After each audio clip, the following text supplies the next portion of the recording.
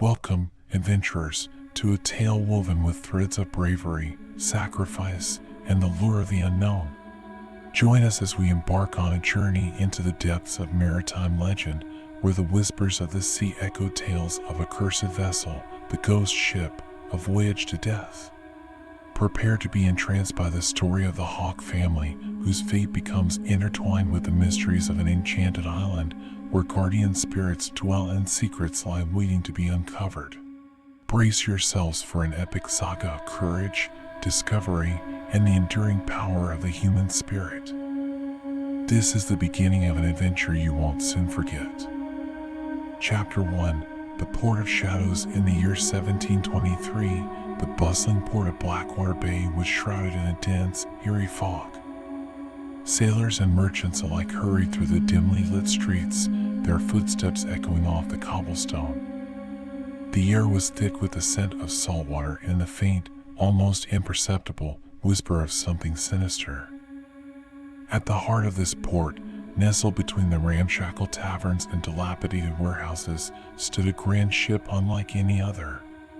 The ship, christened the Specter, was an imposing sight. Its dark, weather-beaten hull seemed to absorb the feeble light of the lanterns scattered along the docks. Tall masts stretched skyward like skeletal fingers, and its sails, though furled, billowed slightly as if moved by an unseen breeze. Whispers of its haunted past circulated among the dock workers and sailors, tales of ghostly apparitions and ill-fated voyages that ended in tragedy. Captain Eliza Hawke, a man of resolute demeanor and piercing green eyes, stood on the deck of the Specter. His weathered face bore the marks of countless journeys, and his long, dark coat flapped in the wind. He was known as a fearless leader, a man who had braved the fiercest storms and the most treacherous waters. Yet, even he could not shake the feeling of unease that had settled over him like a heavy shroud. "Captain, are you certain about this voyage?" First Mate Jacob Thorne asked, his voice tinged with apprehension. Thorne, a burly man with a thick beard and a heart as steadfast as his loyalty, had been at Hawke's side for many years. Hawke turned to his trusted companion, his eyes reflecting the dim light of the lanterns. "Aye, Thorne. The cargo we carry is of utmost importance. We cannot afford to delay." "But the rumors," Captain Thorne pressed. "They say the Specter is cursed, that no crew has ever returned from a voyage on her." Hawke's expression hardened. "Rumors and superstitions won't steer this ship, Thorne. We have a job to do." As the crew busied themselves with the final preparations, a figure emerged from the mist, making its way toward the Specter. A young woman, dressed in a simple yet elegant gown, approached the gangplank. Her name was Isabella Thorne, Jacob's niece, and she possessed an air of quiet determination that belied her delicate appearance.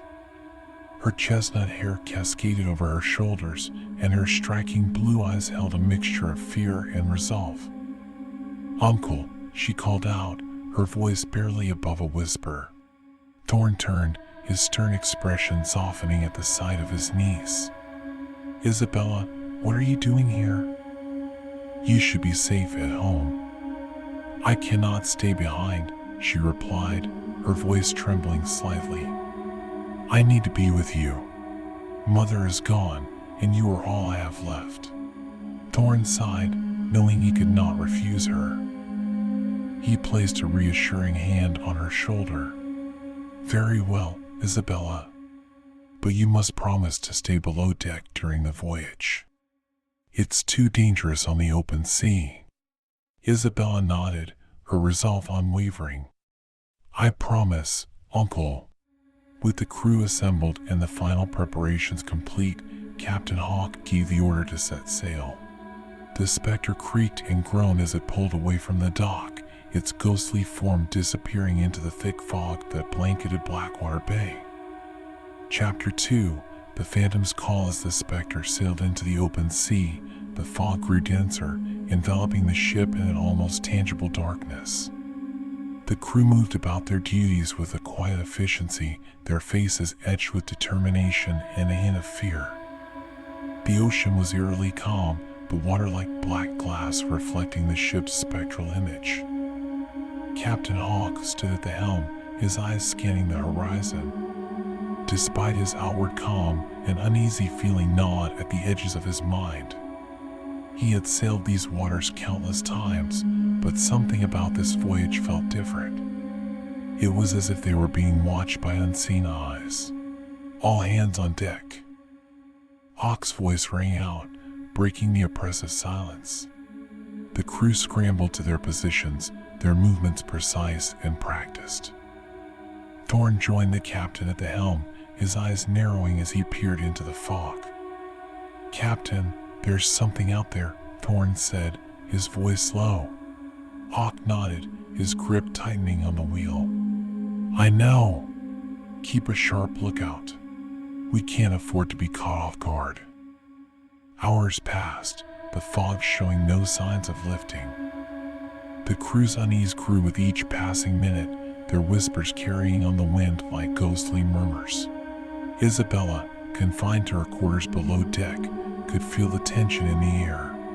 She paced nervously, her heart pounding in her chest. Despite her promise to her uncle, she felt a strange compulsion to go above deck. Unable to resist the pull any longer, Isabella made her way to the deck, her soft footsteps barely audible on the wooden planks. The scene that greeted her was one of eerie beauty. The ship seemed to float in an endless sea of mist, the fog swirling around it like a living entity. Suddenly, a chilling sound pierced the air. A distant, mournful wail that sent shivers down the spines of the crew. It was a sound that seemed to come from everywhere and nowhere, a ghostly lament that resonated deep within their souls. "What is that?" one of the sailors whispered, his voice trembling. "The call of the dead," another replied, his eyes wide with fear. "They say it's the ghosts of those who perished on this ship." Captain Hawke's face was grim as he listened to the haunting wail. He turned to Thorne, his voice steady but grave. "We must stay vigilant. Whatever that is, we can't let it deter us." The crew nodded, though the fear in their eyes was palpable. As the wail faded into the distance, an eerie silence settled over the ship once more. The Specter sailed on, its course unwavering despite the growing sense of dread. Chapter 3. The Enchanted Island days passed with little change. The fog remained a constant companion, and the crew grew increasingly restless. Food and water supplies began to dwindle, and the oppressive atmosphere weighed heavily on their spirits. Captain Hawke knew they needed to find land soon or risk losing the crew to fear and despair. One evening, as the sun dipped below the horizon, a faint glow appeared in the distance. It shimmered through the fog like a beacon of hope. Hawke ordered the ship to change course, steering toward the mysterious light. As they drew closer, the outline of an island emerged from the mist. The island was unlike any they had ever seen. Towering cliffs rose from the sea, their jagged edges cloaked in verdant foliage. Strange, bioluminescent plants glowed softly, casting an ethereal light over the landscape. The air was filled with the sweet scent of unknown flowers, and the sound of gently lapping waves created a soothing melody. Captain Hawke ordered the crew to drop anchor and prepare to go ashore. "We'll need to gather fresh water and provisions. Stay alert and move quickly. We don't know what dangers this island may hold." As the crew disembarked, Isabella followed close behind her uncle, her eyes wide with wonder. The island was a stark contrast to the bleakness of the open sea, and she felt a sense of hope blossoming within her. The group made their way through the dense jungle, guided by the soft glow of the plants. They soon discovered a freshwater stream and began filling their barrels with the crystal-clear water. The atmosphere seemed almost magical, a temporary reprieve from the horrors they had faced on the ship. However, as night fell, the island revealed its darker side. Strange sounds echoed through the jungle, and the air grew heavy with an unnatural chill. The bioluminescent plants cast eerie shadows, and the crew's unease returned with a vengeance. "Captain, we should head back to the ship," Thorne urged. "This place, it doesn't feel right." Hawke nodded, sensing the same unease. "Gather what you can and let's move quickly." As they made their way back to the shore, Isabella lingered behind, drawn to a particular glow deeper within the jungle. She felt an inexplicable pull, as if something or someone was calling to her. Ignoring her uncle's warning, she ventured further into the dense foliage. She soon found herself in a small clearing, illuminated by the soft, otherworldly light of a large, ancient tree. Its bark was covered in strange symbols, and its branches seemed to reach out toward her. At the base of the tree lay a small, ornate chest, its surface encrusted with jewels that sparkled in the light. Compelled by an unseen force, Isabella approached the chest and carefully opened it. Inside, she found an old, withered journal and a delicate, silver locket. As she picked up the locket, a sense of familiarity washed over her, as if she had seen it before. Before she could ponder further, a rustling sound behind her made her jump. She turned to see her uncle, his face a mask of concern and anger. "Isabella, what are you doing here? We need to leave now." "I'm sorry, Uncle," she replied, clutching the locket tightly. "I felt I had to come here." Thorne's eyes softened as he saw the locket. "We'll discuss this chapter 4, the secrets of the journal." Back on the Specter, the crew hurriedly secured the fresh provisions while Captain Hawke took stock of their supplies. Isabella sat in her quarters, the journal and locket laid out before her. The journal's cover was worn, its leather edges frayed, and its pages yellowed with age. The silver locket, with its intricate engravings, felt strangely warm in her hand. Unable to quell her curiosity, Isabella opened the journal. The first few pages were filled with elegant, flowing script detailing the life of a woman named Eliza Hawke.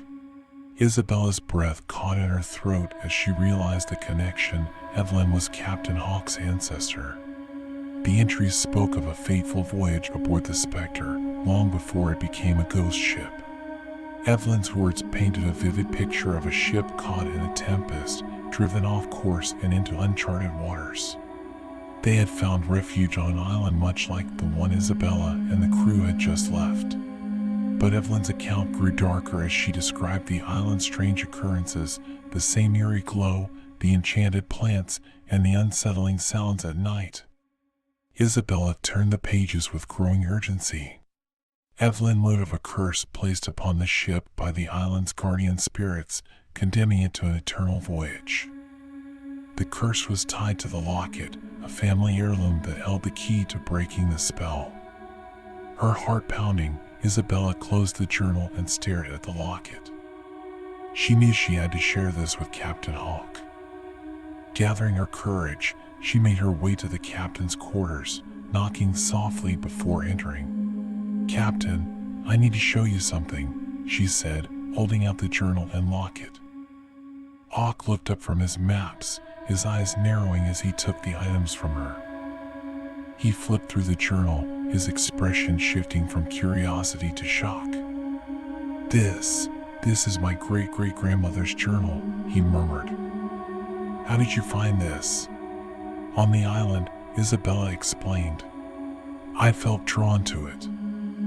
"Captain, this locket, it might be the key to breaking the curse." Hawke studied the locket, his face a mask of determination. "If what this journal says is true, we must find a way to lift the curse. For the sake of the crew, and for the Specter." Chapter 5. The darkened waters the Specter sailed on, guided by the clues in Evelyn's journal. The crew, now aware of the ship's cursed history, was filled with a renewed sense of purpose. The fog persisted, but their fear was now mingled with hope. Days turned into weeks as they navigated through treacherous waters, following the cryptic directions in the journal. They encountered strange phenomena, whirlpools that appeared and disappeared without warning, ghostly lights dancing on the waves, and eerie, disembodied voices whispering through the fog. One night, as the moon cast an eerie glow over the sea, Isabella stood on the deck, clutching the locket. She felt a presence behind her and turned to see Captain Hawke.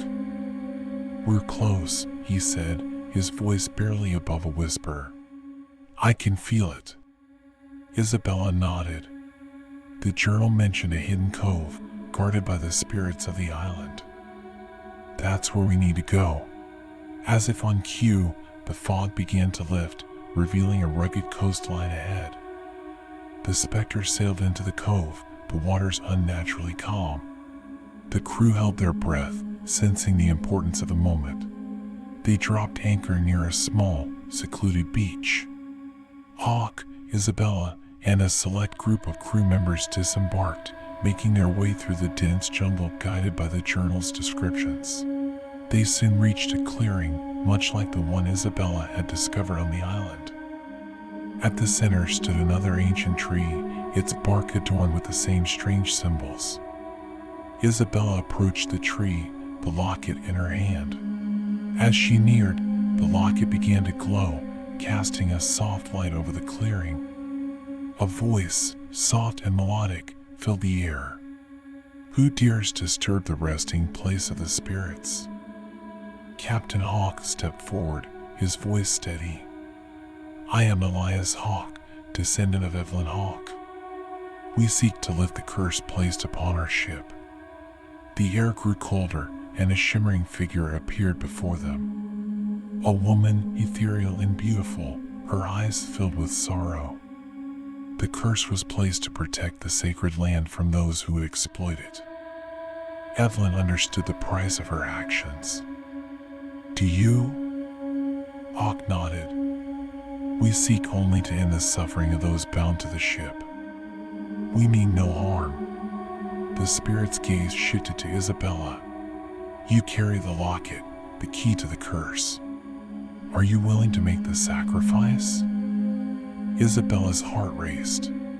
"What must I do?" "The locket must be returned to its rightful place, and the curse will be lifted. But know this, the one who returns it will be bound to the island, forever a guardian of its secrets." Isabella looked at her uncle, then at the crew. She saw the hope in their eyes, the desperate need for freedom. She nodded, her resolve unwavering. "I will do it." As she placed the locket at the base of the tree, a bright light enveloped the clearing. The ground trembled, and the air was filled with the sound of distant voices, singing in harmony. The light grew blinding, and then, as suddenly as it had started, it was over. The spirit looked at Isabella, her expression softening. "Thank you. The curse is lifted. The Specter and its crew are free." Isabella felt a strange warmth fill her, a connection to the island that was both comforting and eternal. She turned to Captain Hawke, tears in her eyes. "Go, Uncle. Live your life. I'll be here, watching over this place." Hawke's heart ached, but he knew there was no other way. He embraced his niece, his voice choked with emotion. "Thank you, Isabella. We'll never forget you." As the crew made their way back to the Specter, they felt a profound sense of relief and sorrow. The ship sailed out of the cove, the fog lifting to reveal a clear, starlit sky. The curse was broken, and they were free to return to their lives. Chapter 6. The legend lives on years past, and the story of the Specter became a legend told in ports and taverns across the seas. Captain Hawke retired, living out his days in peace, always remembering the sacrifice made by his beloved niece. The crew went their separate ways, each carrying a piece of the story with them. The island, once shrouded in mystery, became a place of wonder. Sailors who ventured close spoke of a glowing light and a sense of peace that enveloped the area. Some claimed to see the figure of a woman watching over the island with a gentle smile. And so, the legend of the ghost ship and its voyage to death lived on, a tale of bravery, sacrifice, and the enduring bond of family.